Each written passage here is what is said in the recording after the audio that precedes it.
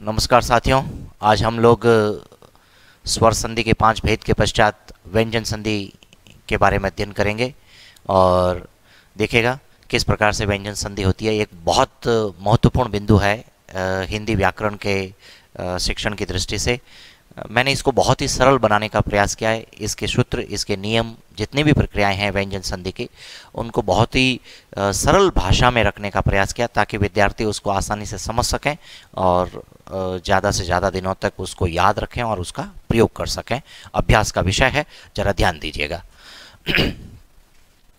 विद्यार्थियों, जब हम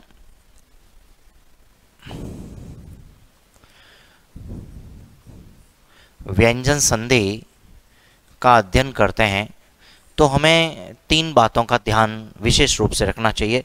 वैसे आप सभी जानते हैं कि जब हम संधि का अध्ययन करते हैं तब हमारे पास में ये स्थिति रहती है कि प्रथम शब्द का जो है अंतिम वर्ण हमारे पास में होता है, यानी कि अंतिम ध्वनि हमारे पास में होती है, और जो द्वितीय शब्द होता है उसकी प्रथम वर्ण यानी कि प्रथम ध्वनि हमारे पास होती है। इन 2 ध्वनियों का एक साथ उच्चारण करने से इन 2 ध्वनियों के साथ में जो परिवर्तन आता है, विकार होता है, उसी का नाम संधि होता है।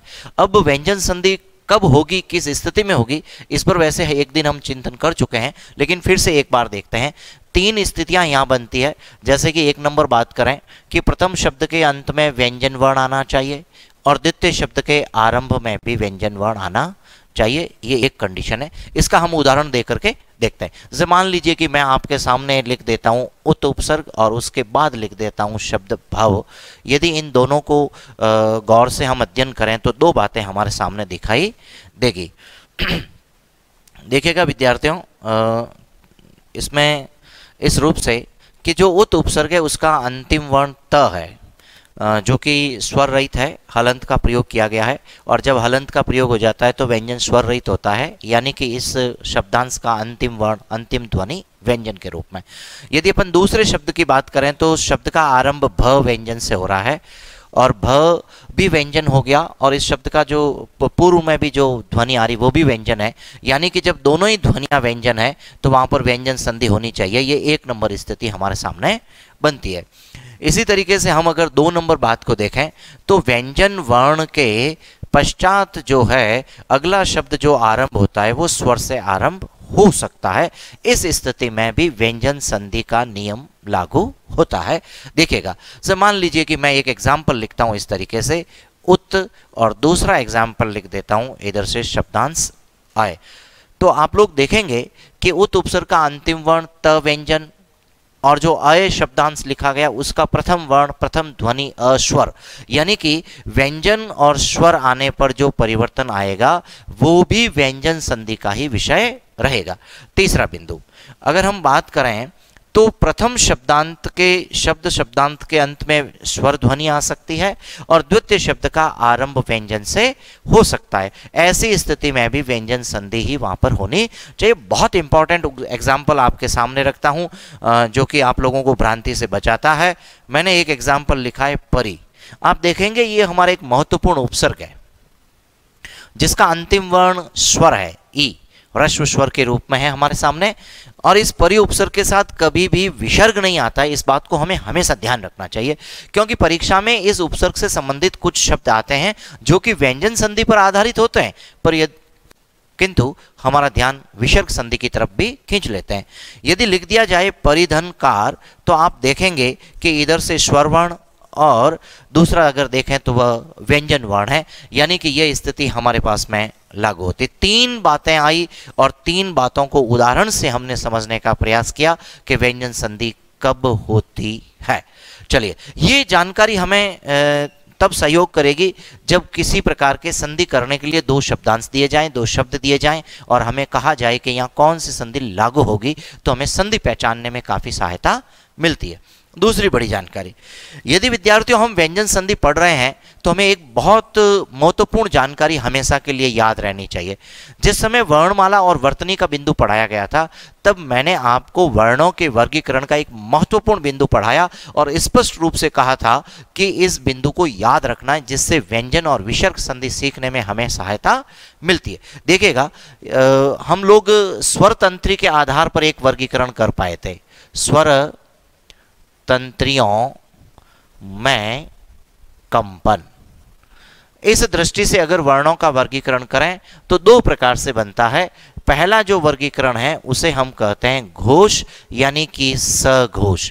विद्यार्थियों, घोष का मतलब होता है एक विशेष प्रकार की ध्वनि, यानी कि हमारे जो वाद्य यंत्र होते हैं जिनसे एक विशेष ध्वनि निकलती, उसे भी हम घोष कहते हैं। एक नादमय ध्वनि है, एक प्रकार से कहा जाए तो नादमय ध्वनि। सरल शब्दों में कहे तो संगीतमय ध्वनि जिनसे बनती है वे वर्ण घोष है। और जिन वर्णों में घोष की ध्वनि, जो ध्वनि घोष के रूप में होती है उसे वह सघोष के रूप में कहेंगे। देखें विद्यार्थियों, इसका यदि विलोम बनाया जाए तो बिंदु बनता है अघोष। इस बात पर भी हम चर्चा कर चुके हैं कि जब किसी शब्द को विलोम बनाया जाए और उस शब्द के आरंभ में यदि उपसर्ग लगा है तो उसका विलोम बनाते वक्त उपसर्ग को बदलना ही एक अच्छा आइडिया है। तो देखा जाए तो सघोष का विलोम हो गया है अघोष। विद्यार्थियों, हमारे हिंदी वर्णमाला में 11 स्वर हैं और सारे के सारे 11 जो स्वर हैं वे सभी के सभी घोष वर्ण हैं। इसके अतिरिक्त यदि व्यंजन वर्णों की बात की जाए तो 5 वर्ग है, आप सब लोगों को अच्छे से याद हो गए होंगे, क च ट त प। और प्रत्येक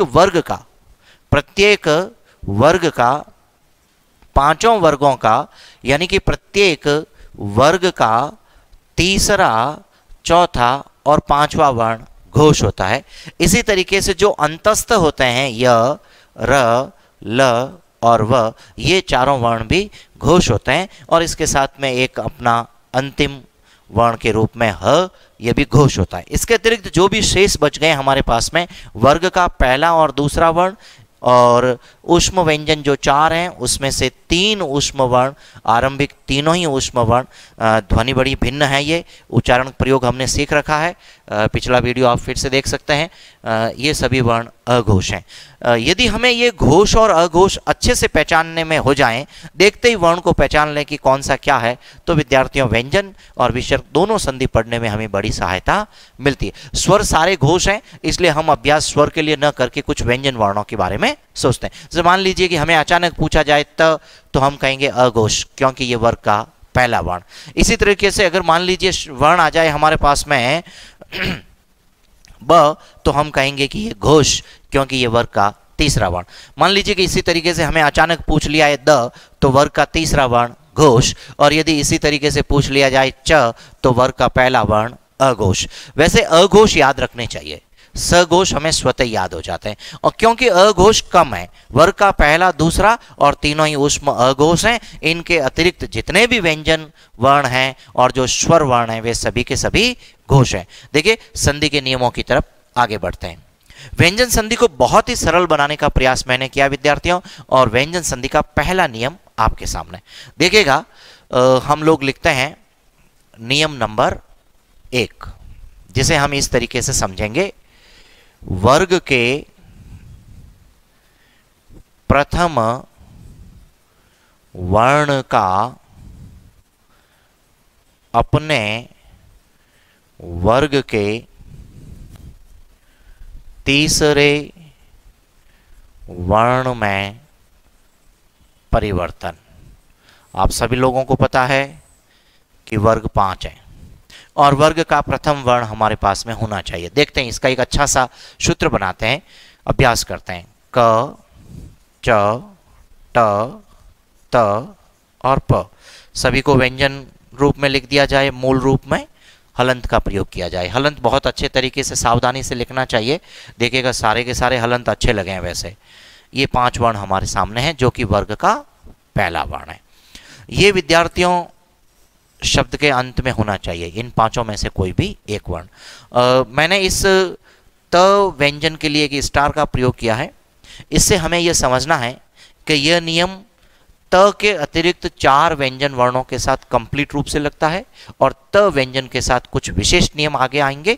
उन नियमों की जानकारियों को अलग रखना है और बाकी सारे के सारे जो प्रयोग होंगे इस रूप में चलेंगे। चलिए बात को और आगे ध्यान देंगे हम लोग। लिखा है नियम, वर्ग का प्रथम वर्ण अपने वर्ग के तीसरे वर्ण में, तो क वर्ग का तीसरा वर्ण आप सब जानते हैं ग। इसे याद रखने का एक अच्छा सा तरीका देखिएगा, बड़ी रिदम बनती है ग ज ड द ब। क्योंकि सारे जो प्रथम वर्ण है स्वर रहित है, तो हमें इन तृतीय व्यंजन वर्ण को भी हलंत के रूप में स्वर रहित कर देना चाहिए। आप समझ गए हैं कि कौन सा वर्ण किस वर्ण में बदलेगा। लेकिन विद्यार्थियों कब बदलेगा ये कंडीशन अभी तक हमारे सामने नहीं आई है, इसकी बात करते हैं। दूसरा जो शब्द है हमारे पास में वो घोष वर्ण से आरंभ होना चाहिए। घोष वर्ण आप सब लोगों को याद हो गए, जरा ध्यान दीजिएगा, ये अघोष हैं और घोष में बदल रहे हैं, ये भी ध्यान दीजिए। लेकिन दूसरे शब्द का आरंभ घोष यानी कि स्वर से आरंभ हो सकता है, कोई भी स्वर आ सकता है। वर्ग का तीसरा, चौथा और पांचवा घोष होता है य र ल व और विद्यार्थियों ह, ये सभी घोष होते हैं। लेकिन यहाँ एक छोटी सी टेक्निकल जानकारी है, हमें ध्यान रखना है विद्यार्थियों, वो इस बात को ध्यान रखना है कि यहाँ घोष वर्ण में से एक वर्ण जो पंचम वर्ण है उसे हटाना है। यानी कि 5 वर्ण, पंचम वर्ण 5 है, वे इस 1 नंबर नियम में शामिल नहीं होंगे, बाकी सब कुछ होगा। दूसरी बड़ी जानकारी है, त संबंधी जो विशेष उपबंध आगे आएगा, जिसे मैं आपके सामने जो तीसरे नियम के रूप में रखूंगा, वहां थोड़ा सा सावधान रहना है, बाकी सारे प्रयोग यही हैं। 2 उदाहरण आपके सामने रखते हैं और आगे बढ़ते हैं। जैसे नंबर 1 देखिए विद्यार्थियों, नंबर 1 की जानकारी में मान लीजिए मैं आपके सामने इस तरीके से लिख देता हूं वाक धन जाल। विद्यार्थियों कभी भी आंशवर की कल्पना नहीं करनी चाहिए, हमें सही दिशा में आगे बढ़ना चाहिए। यदि ऐसा अभ्यास हम कुछ दिन करते हैं तो हजारों लाखों शब्दों का संधि करना और संधि विच्छेद करना हमारे लिए बहुत आसान हो जाता है। और यदि मैं ये कोशिश करूं कि वाग्धन जाल से वाकजाल बनेगा और भी अन्य अनेक को मैं ऐसे कंठस्थ करते जाऊं, तो संधि नामक बिंदु को जीवन में कभी भी पूरा नहीं किया जा सकता है। देखिएगा, जैसे वाक का जो अंतिम वर्ण है, जो अंतिम ध्वनि है, वो क व्यंजन है, ये वर्ग का पहला वर्ण है। मैंने इसको 1 नंबर की संख्या के साथ में लिखा। आगे बढ़ते हैं हम लोग आराम से। अगर इधर दूसरे नंबर के शब्द का आरंभ देखा जाए मेरे विद्यार्थियों, तो ये ज वर्ण से हो रहा है। ज वर्ग का तीसरा वर्ण है, च छ ज, और तीसरा वर्ण सदैव घोष होता है, इसलिए मैं इसे इस राइट के निशान से देखता हूं। क्योंकि इस राइट के निशान का मेरा अपना एक तरीका यह कहता है कि मैं इस नियम को यहां पर सिद्ध कर चुका हूं, और जब ये 1 नंबर नियम यहां लागू हो गया है तो मैं इस रूप में परिवर्तन यहां लाने का प्रयास करूंगा। देखिएगा विद्यार्थियों, अगर हम लोग बात करें कि ये जो वर्ग का प्रथम वर्ण क है, इस घोष वर्ण की वजह से जब तीसरे वर्ण में बदलेगा, तो इस बात को फिर से ध्यान रखना है कि 1 नंबर वर्ण अपने वर्ग के तीसरे वर्ण में बदलेगा। तो क वर्ग का तीसरा वर्ण आपके सामने लिखा हुआ है और पूरी वर्णमाला हमको अच्छे से याद हो गई है, क ख और ग, यानी कि तीसरे वर्ण में बदलता है। तो क वर्ग का ध्वनि परिवर्तन होकर के हमारा कंठ ग के रूप में उच्चारण करेगा, और ऐसा होने से यह ग व्यंजन जो है वो स्वर रहित है। मैंने हलंत का प्रयोग किया, आपने अगले शब्द को साथ में लिखा। विद्यार्थियों आप सब जानते हैं कि हिंदी की देवनागरी लिपि अक्षरात्मकता के रूप में चलती है, और जब हम लोग संयुक्त व्यंजन की प्रक्रिया करते हैं तब यदि किसी व्यंजन के बाद में स्वर न आकर के कोई व्यंजन आ जाए और उस व्यंजन में यदि खड़ी पाई हो तो हम हलंत भी हटा देते हैं और खड़ी पाई भी हटा देते हैं। हमें यानी कि हमें खड़ी पाई बनाने की आवश्यकता ही नहीं है। आपका आंसर आएगा इस तरीके से, वाग जाल। ये एक एग्जाम्पल था। यदि हम लोग दूसरा एग्जाम्पल देखें तो जरा ध्यान दीजिएगा। मान लीजिए मैं आपके सामने लिख देता हूं वाक धन ईश। बहुत ही सिंपल एग्जाम्पल है। क वर्ग का प्रथम वर्ण है, ई इधर से जो द्वितीय शब्द का आरंभ हो रहा है वह स्वर है और स्वर घोष होता है, तो क आपका ग में बदलेगा और इसी तरीके से अपना आंसर आ जाएगा वागईश। इन सब की सिरोरेखा को एक कर देंगे मेरे विद्यार्थियों, तो अक्षरात्मकता की जो प्रक्रिया कहेगी कि हमें लिखना चाहिए वागीश। आप इस बात को समझ गए हैं कि 1 नंबर नियम का प्रयोग हमें कैसे करना चाहिए। मैं करीबन 4-5 एग्जाम्पल आपके सामने और रखता हूं इसी सूत्र के माध्यम से, इसी नियम के तरीके से आगे बढ़ते हैं और यहां से इसको हटाते हैं। विद्यार्थियों ये पूरे नियम जैसे मुझे याद हो गए हैं, मुझे लगता है कि ये 1 नंबर नियम आपको भी याद हो गया होगा। कुछ नए एग्जाम्पल मान लीजिए कि मुझे ऐसे दे दिया जाए षट धन यंत्र। बहुत ही इंपॉर्टेंट एग्जाम्पल है ये। देखिए मैं इसको स्टार का प्रयोग कर लेता हूं। मुझे तो लगता है कि ये परीक्षा में बार बार पूछना चाहिए, पूछा भी जाता है वैसे। कारण क्या है इस पर भी अपन अध्ययन करेंगे। ट वर्ग का प्रथम वर्ण है, व्यंजन वर्ण है। आगे देखते हैं हम लोग, इधर अगला वर्ण जो है वो य और घोष वर्ण है, यानी कि हमारा 1 नंबर नियम यहां पर लागू होता है। यदि इस तरीके से हम एक एक बात को जांच करके आगे बढ़ते हैं प्यारे विद्यार्थियों, तो हमसे कभी गलती नहीं होती। यदि मैं अनुमान लगाऊं कि षड्यंत्र बनेगा आंशवर, तो निश्चित रूप से गलती होने की संभावना रहती है, गलती होती भी है और कई लोगों को इसका नुकसान भी होता है। ट वर्ग का तीसरा वर्ण होता है, आप सब जानते हैं, ड। ट, ठ और ड हमें अच्छे से याद हो गए हैं, तो मैंने लिखा षड यंत्र। विद्यार्थियों अभी आंसर कंप्लीट नहीं हुआ है, एक छोटी सी जानकारी हमारे पास में बचती है। यदि हम लोग ध्यान दें तो देखिएगा ट वर्ण जो है वो स्वर रहित है, और जब ये ड वर्ण भी है जिसमें अर्ध खड़ी पाई है, और अर्ध खड़ी पाई वर्णों के लिए हमें हलंत का प्रयोग करना सबसे अच्छा रहता है। हमारा आंसर बनता है षड्यंत्र। इसका अशुद्ध रूप चलता है विद्यार्थियों हमारे रात दिन के व्यवहार में, हमें इस बात को ध्यान में देना है। और कुछ लोग इसे इस तरीके से लिख देते हैं, ये वो शब्द हैं जो अशुद्ध है, और यदि आप ऐसा परीक्षा में नोट कर आते हैं तो विद्यार्थियों अंक तो मिलेंगे जैसा कि आप जानते हैं, पर वो अंक गणितीय भाषा में कहें तो ऋणात्मक प्रक्रिया की तरफ चले जाते हैं। हमें सावधान रहना चाहिए। देखें नया एग्जाम्पल लेते हैं विद्यार्थियों। इसी तरीके से मान लीजिए मैं आपको एक एग्जाम्पल दे देता, षट धन आनन। देखिएगा आ स्वर है, स्वर घोष होता है, ट वर्ग का प्रथम वर्ण है, अपने वर्ग के तीसरे वर्ण ड में बदलेगा। जब ड में बदलेगा तो ट स्वर रहित है। अब देखिए हम डायरेक्ट मेथड से भी कैसे आगे जा सकते हैं। हमने देखा कि ट ड में बदलेगा, लेकिन अगली ध्वनि हमारे पास में स्वर है, इसलिए हलंत लगाने की आवश्यकता नहीं है। तो हमने सीधा प्रयोग कर दिया है श डा न। आप सब जानते हैं षट का मतलब होता है छह, आनन का मतलब होता है मुख। ऐसा व्यक्ति जिसके 6 मुख हैं, आप सब जानते हैं भगवान शिव के बड़े पुत्र वृद्ध पुत्र षडानन यानी कार्तिकेय, और ये उनका नाम है ताकि हमें पर्यायवाची याद हो जाए। आगे बढ़ते हैं। इसी नियम से यदि हमें संधि विच्छेद की बात की जाए तो हम कैसे करेंगे। मान लीजिए कि मुझे एक एग्जाम्पल दे दिया है उद्भव। देखिएगा मेरे विद्यार्थियों, वैसे तो अगली जल्दी ही एक क्लास में हम आपको उपसर्ग जो विशेष करके संस्कृत से हमारी हिंदी भाषा में आए हैं उन्हें हम तत्सम के रूप से मानते हैं, उन 22 मुख्य उपसर्ग पर एक दिन अध्ययन करेंगे ताकि इस संधि के विषय को और आसानी से मजबूत किया जाए। देखें विद्यार्थियों, द वर्ग का तीसरा वर्ण है और भ जो है वह भी घोष वर्ण है, घोष वर्ण है। विद्यार्थियों यदि वर्ग के तीसरे वर्ण के पश्चात में घोष आ जाए, या फिर यों कहें कि वर्ग के तीसरे वर्ण के साथ में स्वर आ जाए, तो नियम नंबर 1। फिर से दोहराता हूं इसकी पहचान। यदि वर्ग के तीसरे वर्ण के पश्चात में घोष वर्ण आ जाए, या फिर वर्ग के तीसरे वर्ण के साथ में स्वर आ जाए, तो नियम नंबर 1 की कल्पना करनी चाहिए और उसी से संधि विच्छेद का प्रयास करना चाहिए। शब्द का अर्थ भी हमें काफी सहायता करता है। देखिएगा यदि मैं यहां संधि विच्छेद करता हूं तो जो वर्ग का तीसरा वर्ण है उसे मैं वर्ग के पहले वर्ण में ले आता हूं, तो आपका आंसर बन जाता है उत, और जो इधर वाला घोष वर्ण है उसे एज इट इज रखना चाहिए, जैसा है वैसा ही लिखना चाहिए। संधि विच्छेद बिल्कुल शुद्ध रूप से बनेगा। दूसरे शब्द को देखा जाए तो विद्यार्थियों द जो है वो वर्ग का तीसरा वर्ण है और स्वर रहित है, तो हमें सबसे पहला काम तो करना चाहिए स्वर को अलग कर दीजिएगा। विद्यार्थियों आपका 50% काम हो गया है इस क्वेश्चन का। अगली जानकारी में यदि हम लोग देखें तो जो द वर्ण है वो वर्ग का तीसरा वर्ण है, इसे भी पुनः अगर 1 नंबर में लाएंगे तो उत बनेगा, और यहां से आपको सहायता भी मिलती है उद यानी कि उत, उद यानी कि उत, जिसे हम संधि विच्छेद में उत उपसर्ग के रूप में सामने लाते हैं। देखिए इसी का एक उदाहरण आपके सामने और रखता हूं। शब्द भी बन गया उदाहरण, ध्यान दीजिएगा।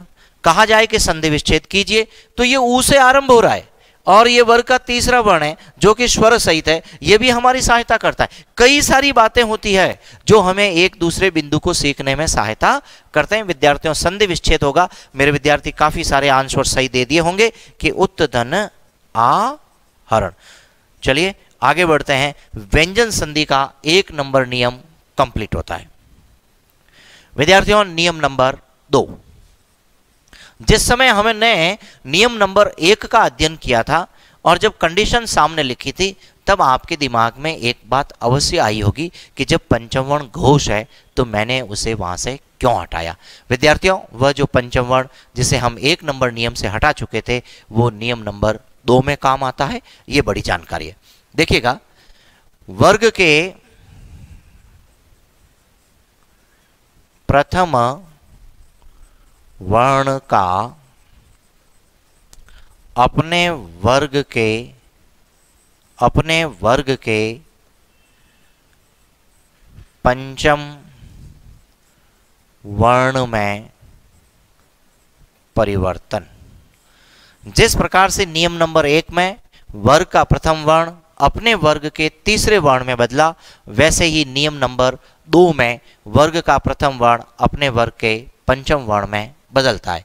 सूत्र को लिखते हैं इस तरीके से, क च ट त प। बहुत आसान प्रक्रिया है विद्यार्थियों। हम इस तरीके से बढ़ते हैं और 1 नंबर की संख्या लगाते हैं। दूसरे शब्द का आरंभ घोष वर्ण से होना चाहिए, पर वो घोष वर्ण जिसको हम पहले हटा चुके हैं उस घोष वर्ण का नाम है पंचम वर्ण। देखें विद्यार्थियों, पंचम वर्ण 5 हैं, आप सब जानते हैं, जैसे अंग, ञ, ण, न, म। इन सब का अंतर यह है कि पहला पंचम वर्ण कंठ से और नासिका से उच्चारण किया जाता है, दूसरा तालु और नासिका से, तीसरा दंत और मूर्धा और नासिका से, और चौथा दंत और नासिका से, और पांचवा अंतिम ओष्ठ और नासिका के साथ उच्चारण होता है। ये इन पांचों ही पंचम वर्ण का अंतर है उच्चारण की दृष्टि से।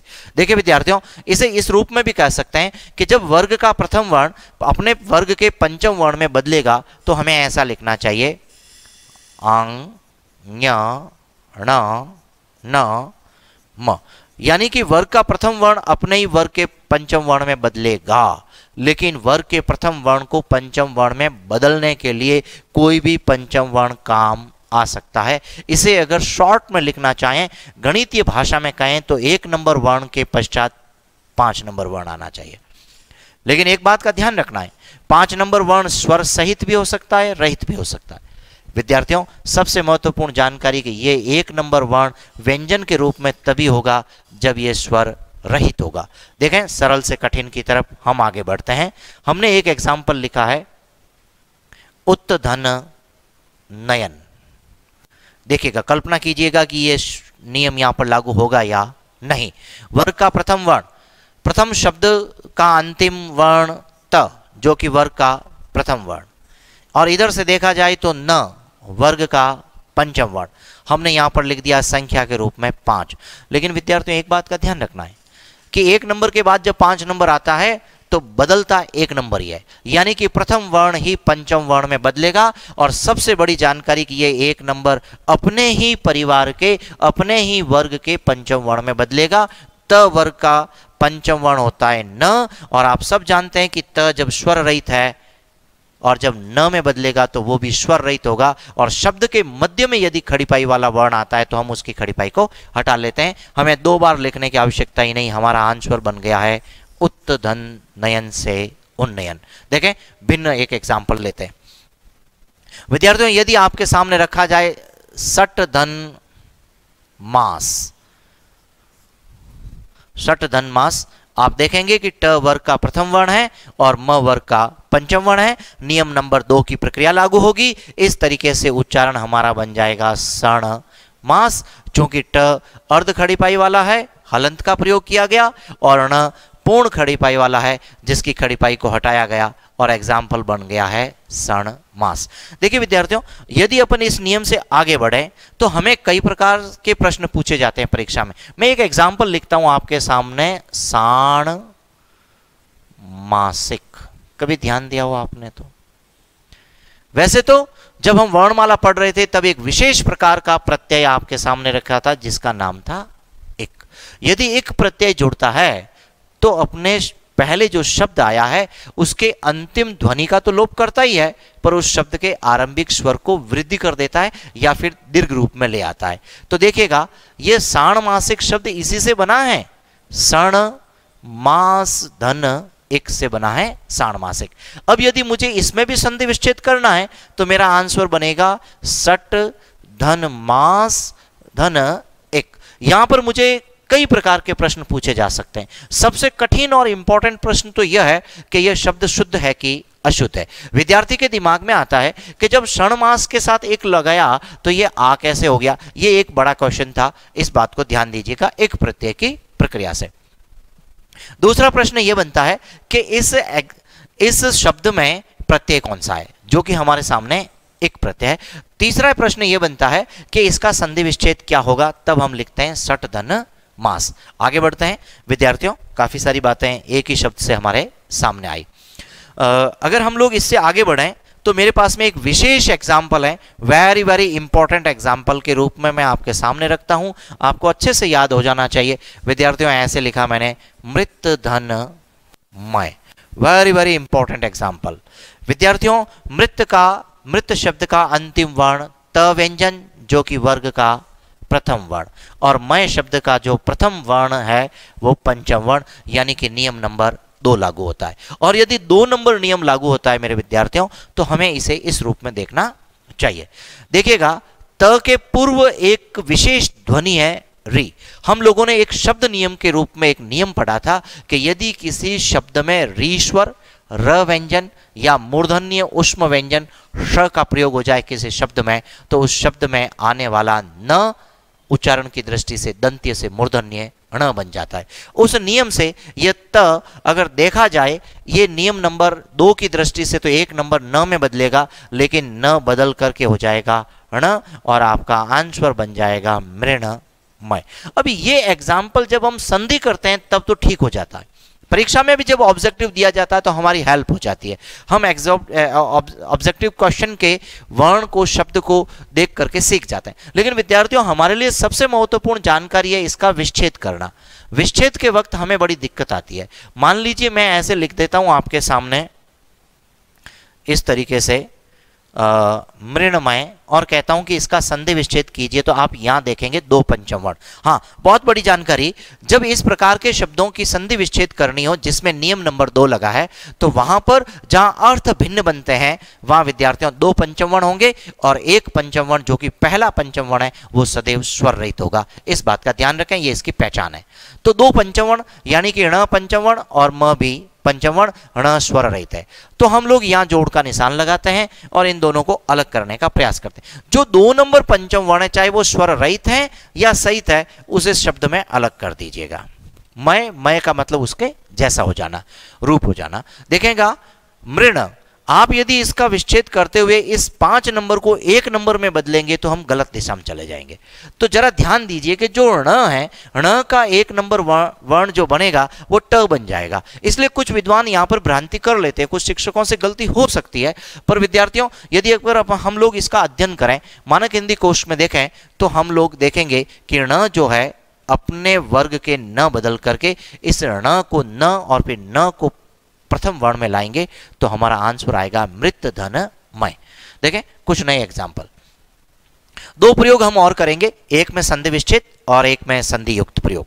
मेरे पास में एक एग्जाम्पल है, लिखा मैंने चित्त धन मय। बहुत ही आसान प्रयोग है। आप देखेंगे संधि करना है हम लोगों को, तो हमारे पास में आंसर बनेगा चिन्ह मय। बहुत आसान प्रक्रिया।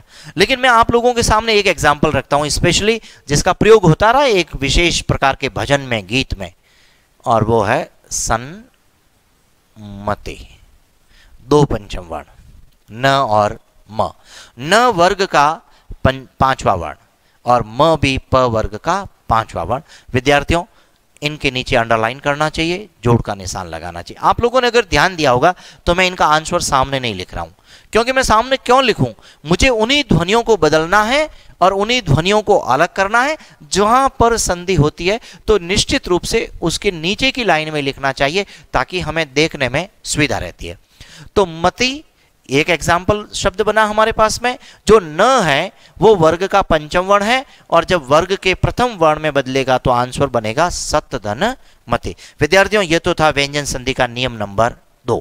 अब हम लोग आगे बढ़ेंगे व्यंजन संधि का तीसरा नियम, वेरी वेरी इंपॉर्टेंट के रूप में आप अपनी कॉपी में नोट कर सकते हैं, याद रख सकते हैं। वेरी वेरी स्पेशल इंपॉर्टेंट नियम नंबर 3।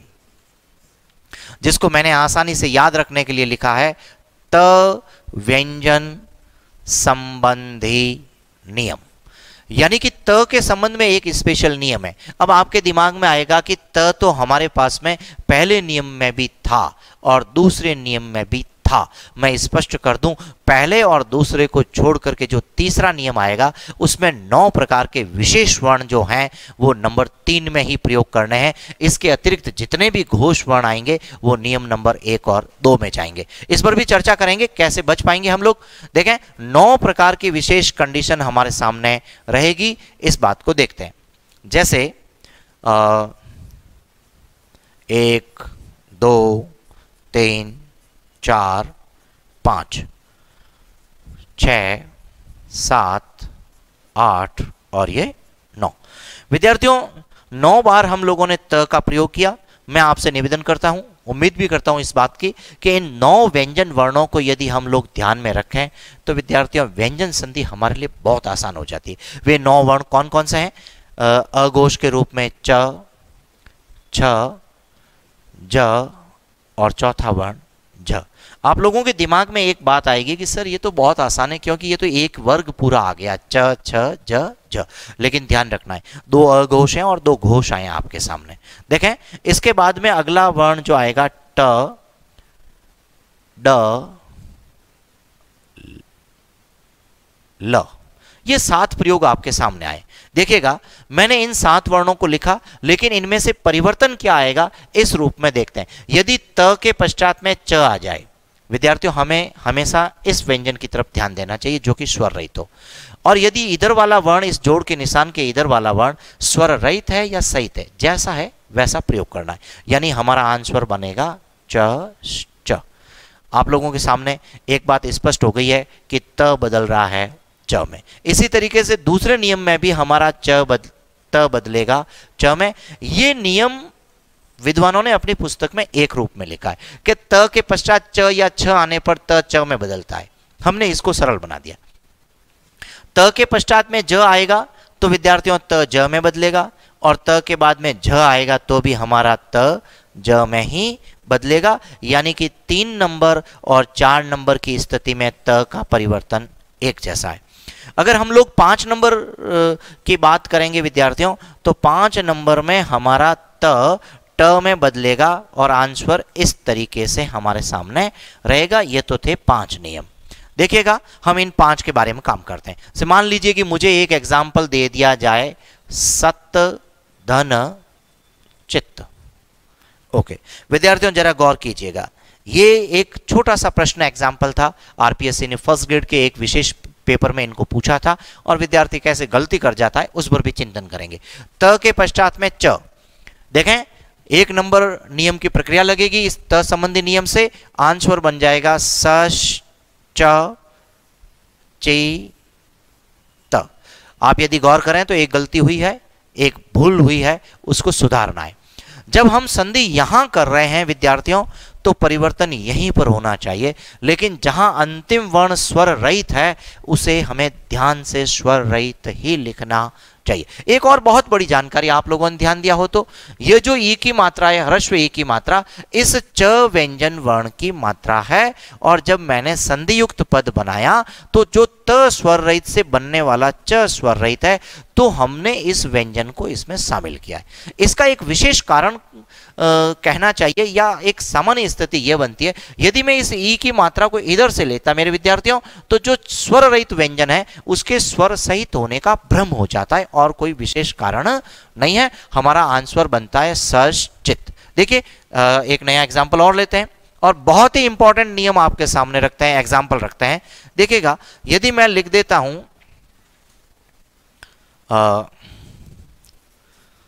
सत धन जन, तो आप लोगों की जबान पर आंसर रटा हुआ पड़ा है। आप कहेंगे सर इसका तो आंसर बनेगा सज जन। जानते हैं, इसे हटा देते हैं। जब इसे हटाएं तो हम लोग एक नया एग्जाम्पल और लाते हैं, और वो इस तरीके से है। यदि लिख दिया जाए उत धन ज्वल, विद्यार्थियों परीक्षा में आता ही रहता है ये क्वेश्चन। इसका संधि विच्छेद पूछते हैं, इसका अर्थ पूछते हैं, इसका संधि युक्त प्रयोग पूछते हैं, ये शब्द शुद्धि में पूछा जाता है और इस एग्जाम्पल में उपसर्ग भी पूछा जाता है। इस बात को हमें ध्यान रखना चाहिए। त देखिएगा, वैसे तो ये वर्ग का प्रथम वर्ण है और ज घोष वर्ण भी है, लेकिन हम लोग जब त संबंधी नियम में आते हैं तो ये नहीं देखते हैं कि घोष है कि अघोष है। हमें तो इन 9 व्यंजनों को विशेष ध्यान रखना है। हम अभी 5 व्यंजनों पर, 4 व्यंजनों पर काम कर रहे हैं। देखिएगा, जब त के बाद में ज आता है तो त का उच्चारण भी ज में बदल जाता है। ध्यान दीजिएगा मेरे विद्यार्थियों। अब मुझे अगले शब्द को लिखना है, जहां गलती होती है उसको सुधारना है। मेरे साथ चलिएगा। जब इस शब्द को देखा जाए तो शब्द लिखा गया है ज्वल, जो कि पहले से स्वर रहित है, तो हम इस वर्ण को स्वर सहित कभी नहीं कर सकते। और विद्यार्थियों, हमारी अशुद्धि यह रहती है कि हम ढंग से नहीं देखते हैं। इस विषय पर मैंने पहले भी कहा था कि हम पढ़ते तो हैं, सुनते हैं, पर ढंग से देखते नहीं है कि हमारे सामने लिखा हुआ क्या है। फिर से ध्यान दीजिएगा, कहीं ऐसा नहीं है कि आप अपनी कॉपी में नोट करते हुए फिर से ये जो है ज स्वर सहित हो जाए, इस बात को ध्यान दें। चलिए आगे बढ़ते हैं कुछ नए नियम की तरफ। त संबंधी जो 9 बातें थी उसमें से हमने 2 प्रयोग सीखे। आगे बढ़ते हैं, करीबन 6 नंबर और 7 नंबर की बात करते हैं। यदि लिख दिया जाए मेरे पास में उत्तधन डयन, तो आंसर बनेगा उ ड ड य न। और जो वर्ण स्वर रहित था उससे बनने वाला व्यंजन वर्ण भी स्वर रहित होगा, तो हमें अच्छे से ध्यान रखते हुए हलंत का प्रयोग करना चाहिए। देखें, हम लोग 7 नंबर की बात करते हैं। जैसे भगवत धन लीला, लो स्पेशली वर्ड निकला है एक नया से। आपके दिमाग में आया होगा भगवत धन गीता, नहीं, तब तो हम नियम नंबर 1 में पहुंच जाते हैं। यहां आंसर लिखना चाहिए ला, क्योंकि त के पश्चात जब ल आता है तो त ध्वनि का उच्चारण भी ल में बदल जाता है। ये तो थे 6 और 7 नंबर के 2 विशेष उदाहरण। मैं आगे बढ़ता हूं, देखिएगा, इन्हें हटाते हैं और कुछ नया प्रयोग हम लोग रखते हैं। विद्यार्थियों, यदि इससे आगे बढ़ें तो 8 नंबर और 9 नंबर की बात को हम थोड़ा गौर से सीखेंगे, ध्यान देंगे कि ये क्यों स्पेशल है। देखिएगा, ये वेरी वेरी स्पेशल कंडीशन में। हमने एक दिन आपसे बात की थी कि संधि की प्रक्रिया जब होती है तो इधर की ध्वनि और इधर की ध्वनि पर बात होती है। जब संधि करते हैं तो इन दोनों ध्वनियों में किसी प्रकार का विकार होता है। ये विकार 3 तरीके से हो सकता है, यानी कि या तो इन दोनों ध्वनियों में परिवर्तन हो जाता है।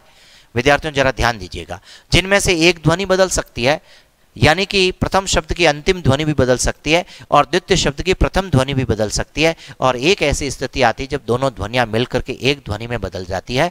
और सबसे बड़ी बात तो ये विद्यार्थियों कि कभी कभी दोनों ही ध्वनियां बदल जाती है, जो कि 8 और 9 नंबर के रूप में हमारे सामने।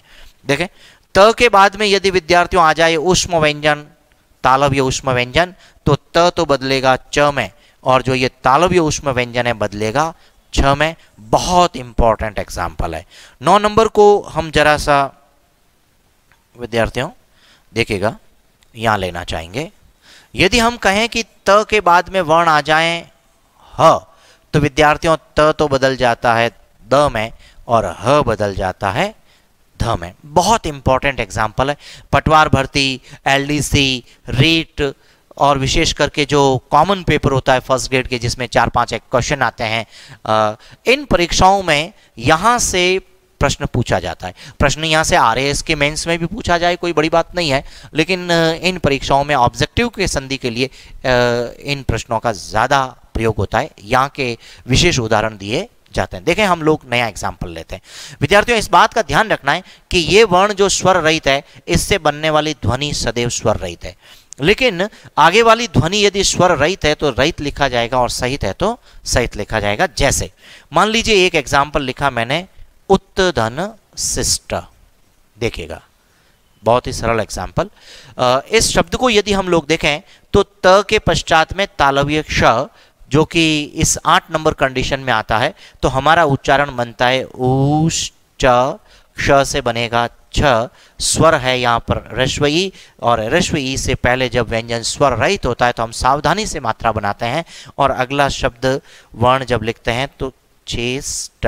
लो, ये भी बड़ा इंपॉर्टेंट वर्ण है। आप सब जानते हैं कि जब इस व्यंजन वर्ण का स्वर रहित प्रयोग करना होता है तो इसके बीच में आने वाली लाइन को बड़ी सावधानी से लिखना चाहिए।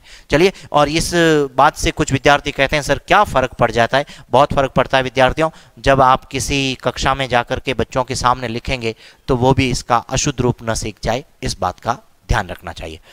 9 नंबर कंडीशन की बात करते हैं। देखिएगा, यदि हम एक एग्जाम्पल मिल जाए पत धन हति, तो हमारा आंसर बन जाएगा प द हलंत ध ते। इसे हम संयुक्ताक्षर के रूप में लिखना चाहें तो आंसर बन जाएगा प द ध ते। ये स्थिति हमारे सामने आएगी। विद्यार्थियों, मैं इस पूरे 9 नियम को यहां से हटाना चाहता हूं और कुछ विशेष उदाहरण पे हम काम करना चाहते हैं। देखिएगा, चूंकि ये बातें आपको अच्छे से याद हो गई। मान लीजिए कि मुझे एक एग्जाम्पल दे दिया जाए, उत धन श्वास। मान नहीं लीजिए आप, तो ये मान लीजिए कि ये तुम्हारे आपके परीक्षा में आ ही गया है। बहुत इंपॉर्टेंट एग्जाम्पल है।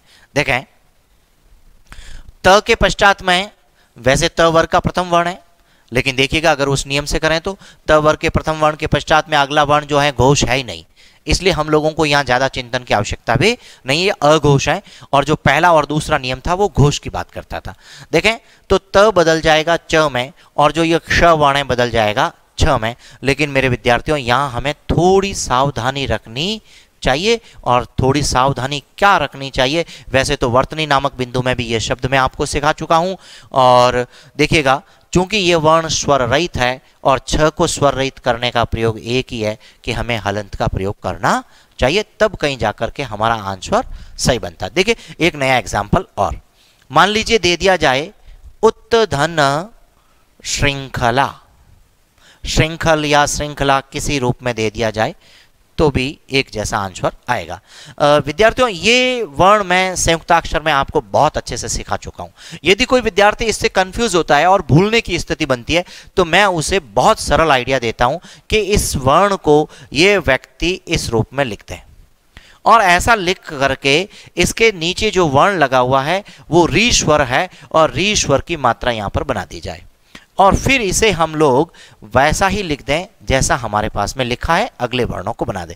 यदि इस तरीके से आप लिख करके संधि की कोशिश करते हैं तो आप लोगों के लिए इस 8 नंबर यानी कि व्यंजन संधि के तीसरे नियम के उप नियम 8 नंबर में जाने में आपको कहीं भी कोई बाधा नहीं होगी। देखिएगा, इस दृष्टि से हमारा आंसर उश च छ री स्वर, फिर यहां पर अनुस्वार और अगले वर्णों को लिख दिया तो मेरा आंसर बन गया उस श्रृंखला।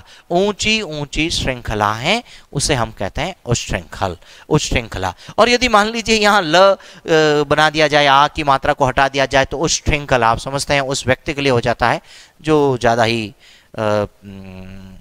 उदंडता का प्रयोग कर सकता है। चलिए आगे बढ़ते हैं। मान लीजिए कि हमें इस तरीके से एक एग्जाम्पल मिल गया है, उ द ध रित और कहा जाए कि संधि विच्छेद कीजिए। हम नियम नंबर 3 के संधि विच्छेद की प्रक्रिया की तरफ बढ़ने का प्रयास कर रहे हैं। देखिएगा विद्यार्थियों, इस शब्द में भी अगर आप ध्यान दें तो आपको द जो वर्ण दिख रहा है वो वर्ग का तीसरा वर्ण है और उसके नीचे जो वर्ण लगा हुआ है वो ध है।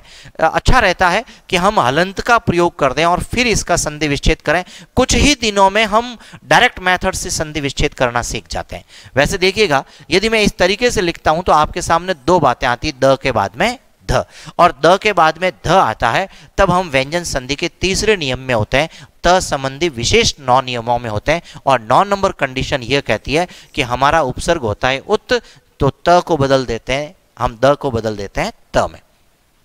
अगली जानकारी जो ह है विद्यार्थियों, ध जो है वो बनता है ह से और इस तरीके से लिख करके ध के साथ में प्रयोग किया गया है रीश्वर। रीश्वर का प्रयोग भी हम आराम से ऐसे लिख सकते हैं आप लोगों की जानकारी के लिए कि रीश्वर का प्रयोग बहुत सुंदर हुआ है, अच्छा हुआ है। आंसर बनाए उत धन हरित। आगे बढ़ते हैं। ये तो था त संबंधी नियम जिसके विशेष प्रयोग हमारे सामने आए। हम और भी एग्जाम्पल देख सकते हैं, जैसा कि आप लोगों को बहुत सारे नोट्स मिलते हैं, पीडीएफ मिलता है, उसमें भी इनके उदाहरण देखने को मिलेंगे। आज के इस व्यंजन संधि का नियम नंबर 4, बहुत ही इंपॉर्टेंट जानकारी। 4 नंबर नियम क्या है देखते हैं। याद रखने की दृष्टि से ताकि हम लोग कुछ संख्यात्मक रखें कि पहला नियम ये है, दूसरा ये है, तीसरा ये है, तो भी हमें याद करने में थोड़ी सुविधा होती है। और समझने के लिए मैंने बहुत ही बेहतरीन तरीका इस्तेमाल किया है। देखें 4 नंबर नियम यह कहता है 6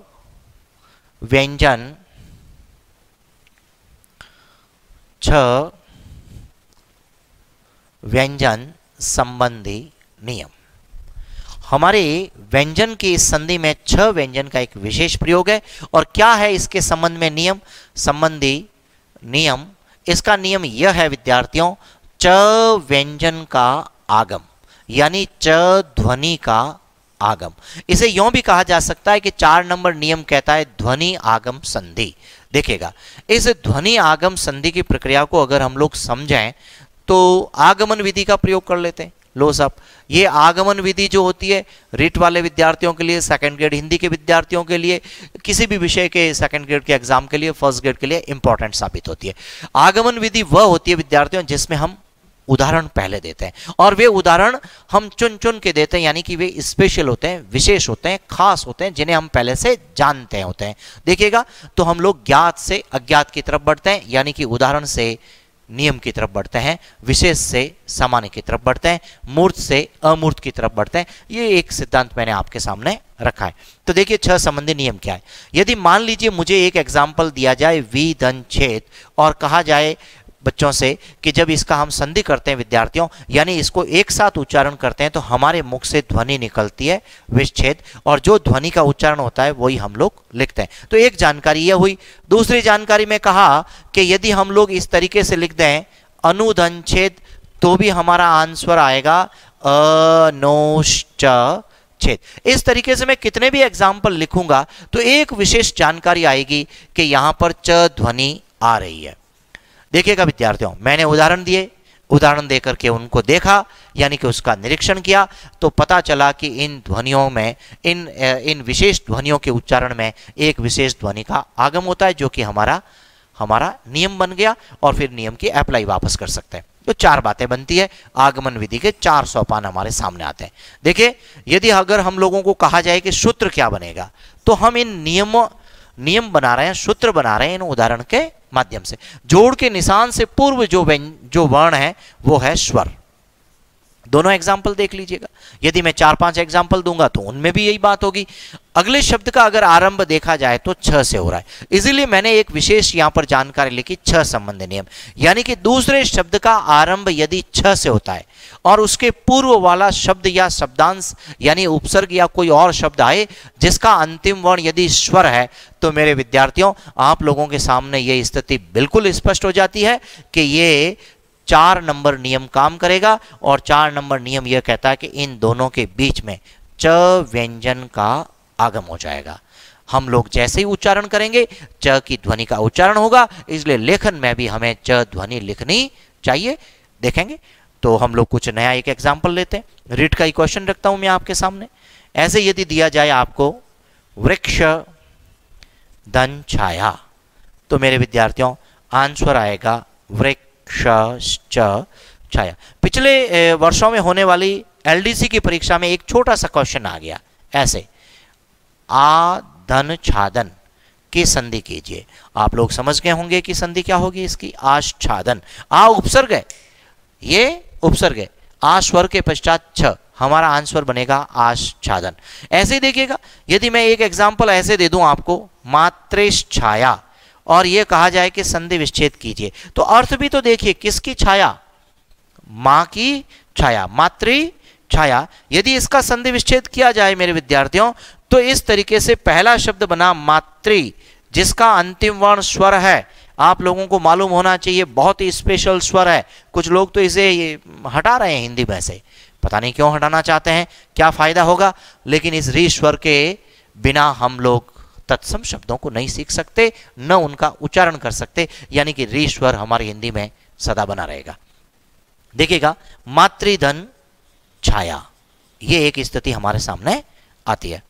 तो विद्यार्थियों हमने देखा कि 4 नंबर नियम जो है, जिसका देखिएगा हम लोग पुनराभ्यास करते हैं। 6 संबंधी नियम यह है कि 6 के संबंध में च ध्वनि का आगम होता है। ध्वनि का आगम कब होगा कि प्रथम शब्द या शब्दांश के अंत की ध्वनि स्वर होना चाहिए और दूसरे शब्द का आरंभ जो है छ वर्ण से होना चाहिए। यदि ऐसा होता है तो इन दोनों के बीच में च ध्वनि का उच्चारण होगा, इसलिए हमें च ध्वनि का लेखन भी करना चाहिए, क्योंकि जैसे भाषा का मौखिक रूप होता है वही भाषा का लिखित रूप बनना चाहिए। आगे बढ़ते हैं विद्यार्थियों, लेकिन कुछ एग्जाम्पल विशेष है। मैं आपके सामने दो उदाहरण रखना चाहता हूं जो कि बहुत ही स्पेशल है। हमें 3 नंबर का 8वां नियम और चौथा नियम कभी कभी कंफ्यूज कर सकता है, हमें भ्रम में डाल सकता है। कैसे बचना चाहिए, ध्यान दीजिए। मान लीजिए कि मेरे पास में एक एग्जाम्पल आ गया ऐसे, श्री मास च छ रस च चंद, और हमें कहा जाए कि इसमें संधि विच्छेद कीजिए, और यह भी दे दिया जाए कि यहाँ संधि 2 स्थानों पर विच्छेद करना है, तो हमें सावधानी से करना चाहिए। विद्यार्थियों इस बात को ध्यान दीजिएगा कि हमें च और छ का प्रयोग बाद में संधि विच्छेद करेंगे, पहले च का प्रयोग जिसके अंत में भी च दिया हुआ है उसका प्रयोग हम लोग पहले करते हैं। तो ये जो च है इसका आगम तभी होता है जब यहाँ छ होता है, और जबकि इधर छ न होकर के च है, तो हम समझ सकते हैं कि त संबंधी पहला नियम, तो हमारा आंसर बनता है चंद।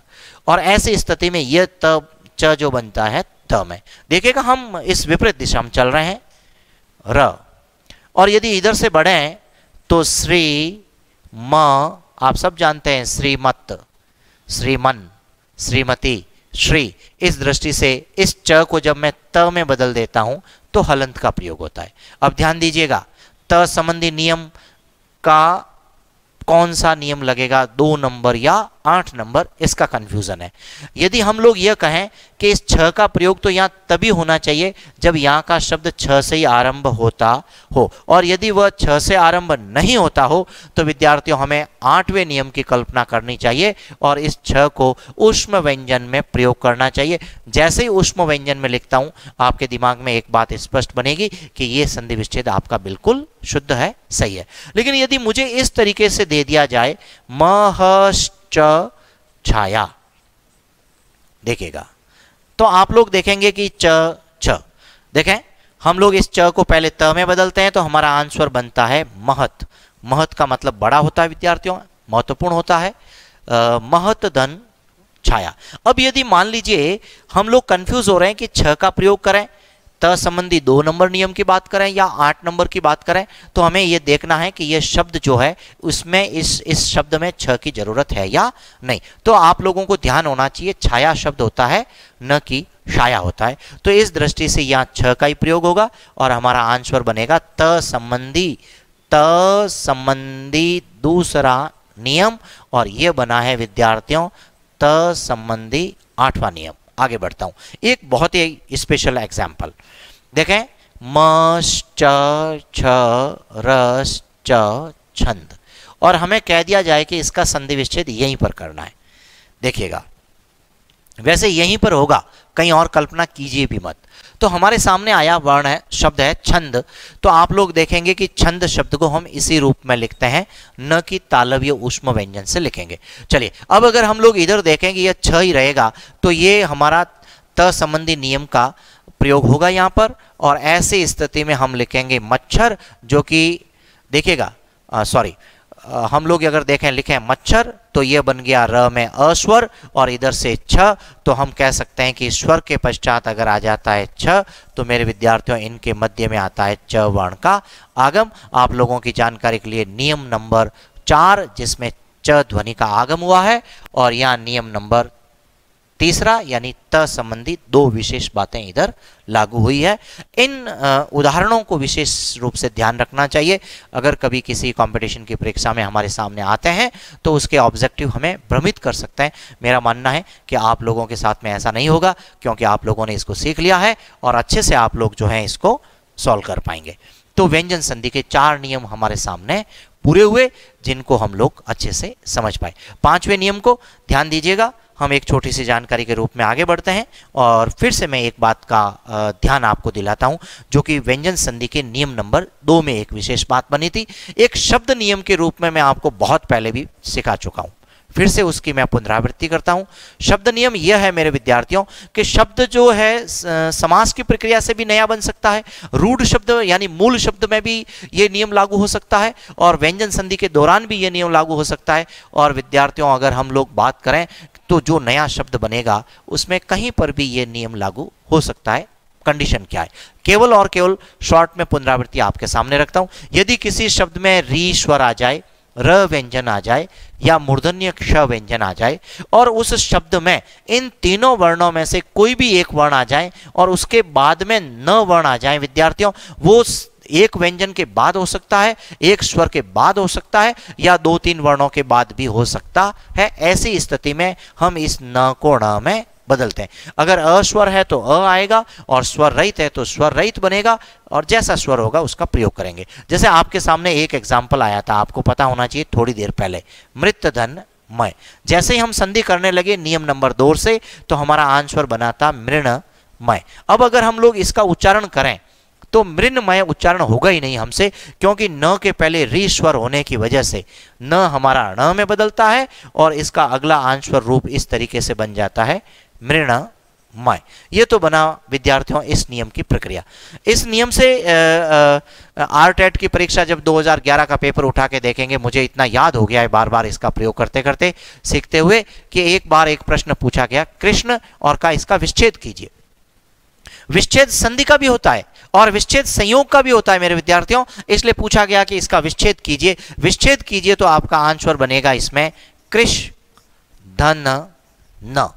ये इसी रूप में है कि जब मान लीजिए हम लोग इस रे स्वर या इस व्यंजन की बात करें, 2 ध्वनियां आ गई है तो न ण में बदलेगा और ण जो है वापस न में बदलेगा। लेकिन इस नियम का एक अपवाद भी है जो कि मैं आपसे पहले भी चर्चा कर चुका हूं कि यदि हम लोग यों कहें कि इन तीनों ध्वनियों के और इस न ध्वनि के बीच में, इनके मध्य में मेरे विद्यार्थियों च वर्ग का कोई वर्ण आ जाए, च वर्ग का कोई वर्ण आ जाए, ट वर्ग का वर्ण आ जाए या त वर्ग का वर्ण आ जाए, या स्पेशली कहें तो ऊष्म व्यंजन तालव्य आ जाए या ऊष्म व्यंजन दंत्य आ जाए, और विद्यार्थियों कुछ वर्णों में ह की स्थिति थोड़ी सी भिन्न है, सावधानी पूर्वक देखना चाहिए। कभी यह नियम लागू होता भी है और एक आध में नहीं भी होता है। इस बात से अगर हम लोग बात करें, ये तो पूरे वर्ग की बात हो गई, और 3 ध्वनियां अगर इस दृष्टि से आती है तो यह नियम कभी कभी लागू नहीं भी होता है। जैसे एक एग्जाम्पल आपके सामने फिर से रखता हूं। मान लीजिए कि मुझे एक एग्जाम्पल दिया जाए इस तरीके से, देखिएगा रच धन ना, आप देखिएगा ये धातु है, क्रिया है, तो आपका शब्द बनेगा रचना। देखिएगा र वर्ण है लेकिन न ण में परिवर्तित नहीं हुआ, क्योंकि इनके मध्य में च ध्वनि का प्रयोग हो रहा है, आगम नहीं है, च ध्वनि का उच्चारण हो रहा है, इसलिए यह नियम हमारा यहाँ पर लागू नहीं होता। कभी कभी इसे कुछ विद्वान व्यंजन संधि का हिस्सा बना लेते हैं। सावधानी पूर्वक काम करना चाहिए विद्यार्थियों। व्यंजन के संधि के दौरान ही इसको पढ़ाया है, पर यह नियम न केवल व्यंजन संधि के दौरान, समास की प्रक्रिया में, मूल या रूढ़ शब्दों की प्रक्रिया में भी इसका प्रयोग हो सकता है। आज की क्लास को यहीं समाप्त करते हैं। नए क्लास के रूप में व्यंजन संधि को हम लोग आगे बढ़ाएंगे अगली क्लास में। धन्यवाद।